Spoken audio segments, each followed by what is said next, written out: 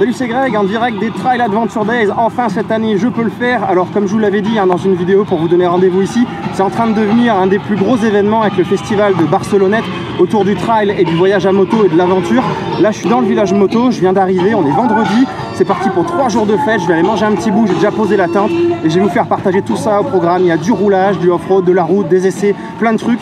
Ça va être au top. Allez, let's go! J'arrive le vendredi matin en ayant pris un plaisir de dingue en traversant l'Ardèche et la Haute-Loire avec des super petites routes. En arrivant sur place au camping de la Sauge à Saugues dans le 43, je vais directement faire un tour à l'accueil pour m'enregistrer et récupérer mon inscription avec ma plaque à coller sur l'avant de la moto, ainsi que mon pack de bienvenue dans lequel on va trouver plein de choses, dont un t-shirt et un super maillot avec chacun son nom derrière. Et ça, c'est vraiment top. C'est aussi ici qu'on pouvait s'inscrire déjà pour des stages avec Pétocasque sur la pratique du off-road et qu'on pouvait aussi louer des GPS si on n'avait pas le matériel nécessaire pour pouvoir suivre toutes les traces de tout le week-end. L'inscription à l'événement coûtait 280 €, comprenant 3 repas traiteurs du samedi midi jusqu'au dimanche midi, ainsi que l'accès au village moto avec la possibilité de pouvoir essayer toutes les motos présentes à ce moment-là. On avait aussi l'accès à des activités comme le stage avec Pétocasque, il y avait 2 boissons de bienvenue, on avait le pack de bienvenue d'une valeur de 100 € et surtout, puisqu'on est là pour rouler ce week-end, on avait pas moins de 16 traces possibles sur 4 niveaux différents et sur donc 4 demi-journées différentes. À cela, on pouvait rajouter l'option des petits déjeuners, mais aussi du camping si vous vouliez camper sur place.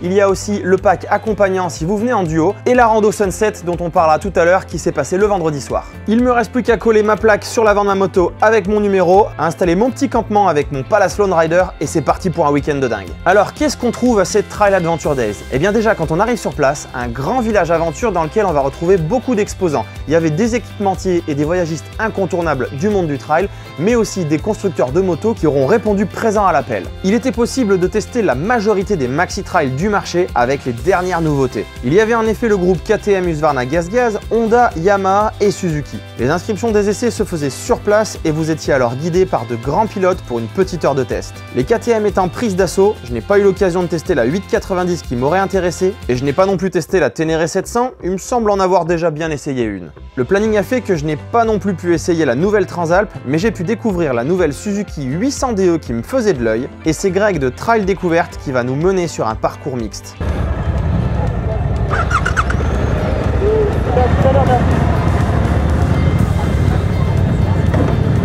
À première vue comme ça, la selle je la trouve confortable, elle est large derrière, elle est très fine devant effectivement, donc ça c'est cool. Il y a un petit dosseret derrière qui fait que je suis bien calé si je me mets à l'arrière. Si je me mets au milieu, je suis pas mal aussi. La position elle est sympa, ça fait bizarre de rien avoir là comme je suis habitué à la mienne. Mais non, la position est bien, le guidon est large. Alors il est là pour la route, bon ça va, mais il est trop bas pour moi. Quand je suis debout là, il me manquerait un petit peu là. Je suis trop à l'avant. Oui, je sais, pour les puristes, ce n'est pas une bonne analyse. Il faut justement être à l'avant en appui sur les pecs. Mais moi, je suis un peu un touriste du off-road, alors j'aime bien ma position droite en mode confort. Alors, est-ce qu'elle est maniable? La réponse est oui, et un grand oui même. Elle est annoncée à 230 kg tout plein fait, donc 26 de plus que ce que j'ai l'habitude d'avoir sur ma T7, et honnêtement, ça ne se ressent pas, bien au contraire. Au gabarit, on voit qu'il y a moins de masse en hauteur, ce qui doit largement contribuer à ce ressenti. Au niveau protection au vent, j'ai fait des essais pour voir à quelle hauteur je ressentais les turbulences, et pour mes 1,82 m, je n'avais pas assez de protection. Le réglage était au plus bas, mais même en remontant de 2 crans, je ne suis pas certain que ça aurait radicalement changé le ressenti. Une fois dans les chemins, j'ai voulu tester l'agilité de la moto et comme je le disais tout à l'heure, c'est très positif. Je la trouve joueuse, malheureusement je n'ai pas pris le temps d'enlever totalement le traction control pour être plus libre. En revanche, la présence du shifter, équipement que je n'ai jamais eu, peut faciliter les choses en tout terrain et ça marche franchement bien. C'était sur ces petits moments à basse vitesse qu'on se rendait le plus compte de l'équilibre naturel de cette 800 DE. À basse vitesse comme ça, elle est hyper stable. Franchement, la suspension, elle bosse bien. Hein. Effectivement, la suspension est d'origine mieux que celle d'une Ténéré de base, donc pas une World Raid, je précise.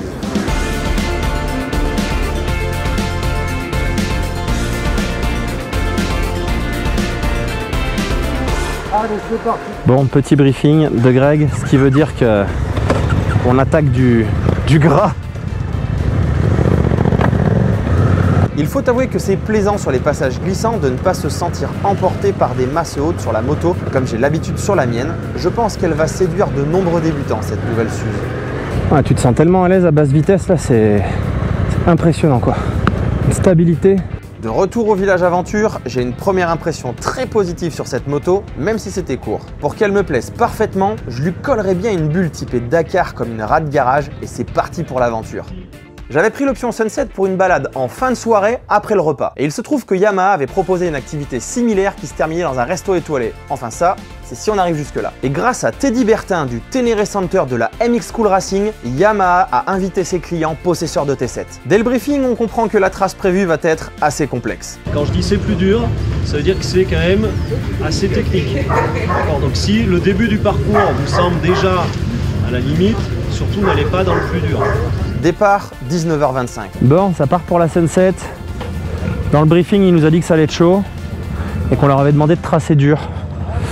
Et bah écoute, on va aller mériter notre repas. C'est rigolo parce qu'à quel moment tu te dis c'est bon, il est 19h30, viens on va faire du off-road. Et on va au resto comme ça.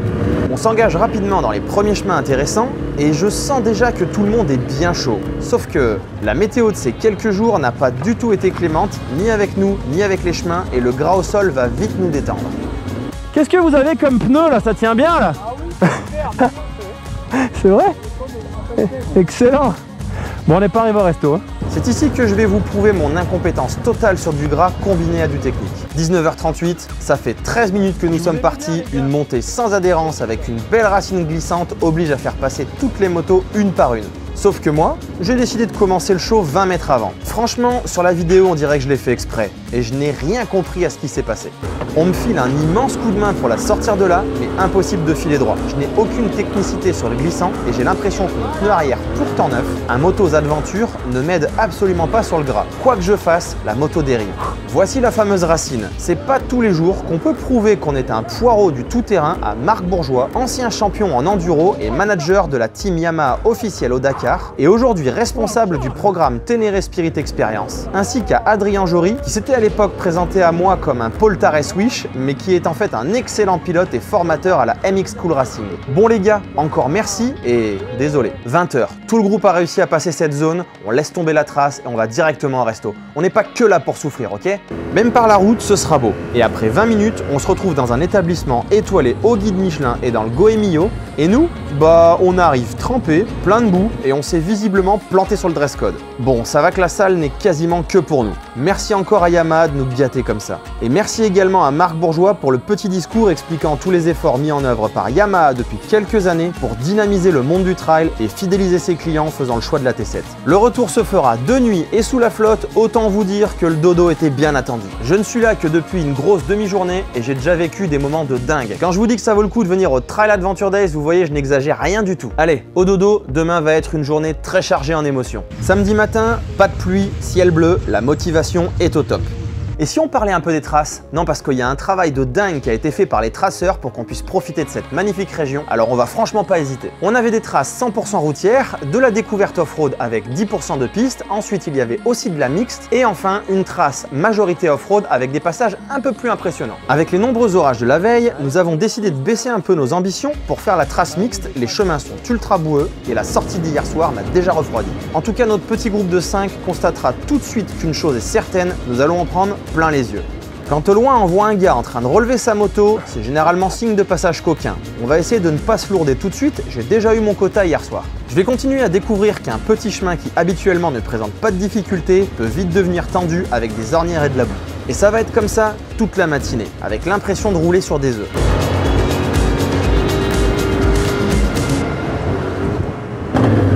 Putain là c'est coquin là, ça glisse de ouf. Nous allons traverser des forêts toutes plus belles les unes que les autres.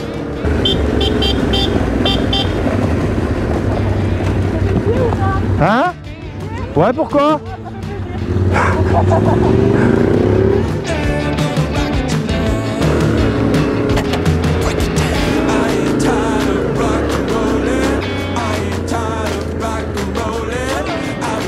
Et pratiquement 100% des portions de route sont comme le mine très bien Sylvie ici, mamma mia! La qualité des traces est top, pour tout faire coller comme ça, ça doit être un job énorme. Quand les pistes s'élargissent comme ici, normalement le rythme monte. C'est le cas d'ailleurs pour Sonia, Sylvie et Jeff qui sont devant. Et certainement Dianic qui est derrière moi et que je dois être en train de bouchonner. Mais je crains tellement la boue que dès que je vois une zone grasse, hop, je fige. L'année prochaine, je viendrai avec des pneus d'enduro, comme me l'a d'ailleurs conseillé Matt, le photographe de Mullet Cycle. Tiens, au passage, allez jeter un œil à son boulot, c'est juste splendide, ces images sont magnifiques. Devant moi, c'est Sonia Barbeau sur sa T7. En plus d'être championne de France des rallyes routiers, elle est super à l'aise en off-road, genre 3 ou 4 fois plus que moi. Et comme elle le fait remarquer, la vue est géniale depuis ce plateau. Et vous voyez l'immense boulevard à perte de vue devant nous? Eh bien, c'est notre trace. Nous sommes donc en direct de Gadouland et à Gadouland on retrouve des gens qui font preuve de beaucoup d'art. Merci Sonia pour ce dessin fabuleux, c'est un petit monstre. Non, c'est la bête du Gévaudan. On l'a trouvé. Bah ça se bouffe non? Ben, non, s'il te plaît. On va regarder.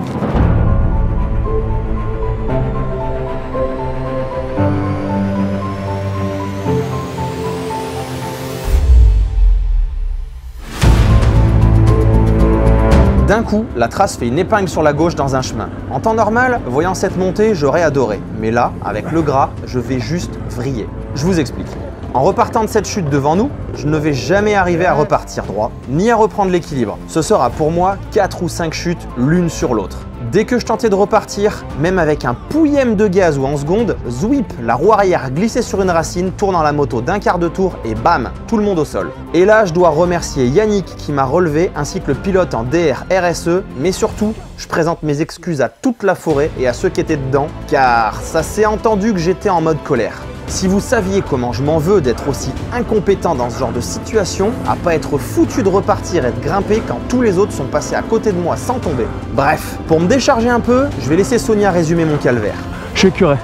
Mon pauvre, les racines, c'est déconnant ça, mais tu le sais. Comme la trace est bien faite, pour se réconforter après ce passage, nous allons avoir le droit à un défilé de superbes paysages.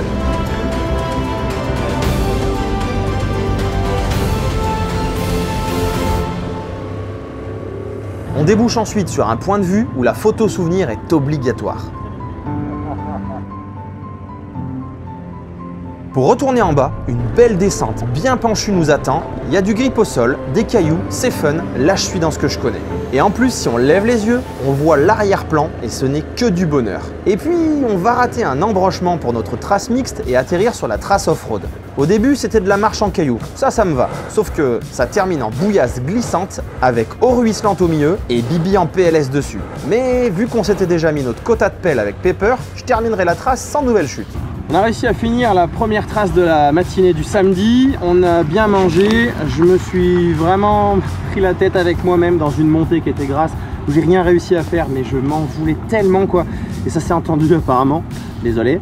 Et là on part sur un petit stage off-road d'une petite heure avec Pétocasque. Au programme, une petite heure sur 2 ateliers, du slalom et de la montée-descente. Nous démarrons avec Stéphanie qui va nous briefer et nous coacher. Malheureusement, à peine quelques minutes après, le ciel nous est tombé sur la tête. Ces orages auront été l'occasion de tester une nouvelle fois l'étanchéité de ma combi Furigan et j'aurais même poussé le vis un petit peu plus loin pour la nettoyer en demandant qu'on me passe au Karcher. Et j'étais toujours au sec. Le samedi soir, pour se remettre de toutes ces émotions, on va commencer par utiliser nos 2 tickets conso qui étaient compris dans l'inscription et ça va permettre aussi de faire de belles rencontres et de beaux échanges. Ensuite, il sera l'heure du challenge organisé avec les yeux bandés. Malheureusement, j'étais trop occupé à papoter et du coup, j'ai rien filmé de tout ça. Mais de les entendre, ça avait l'air bien fun. Juste après, la tombola aura gâté pas mal de chanceux avec 10 000 € de cadeaux en tout.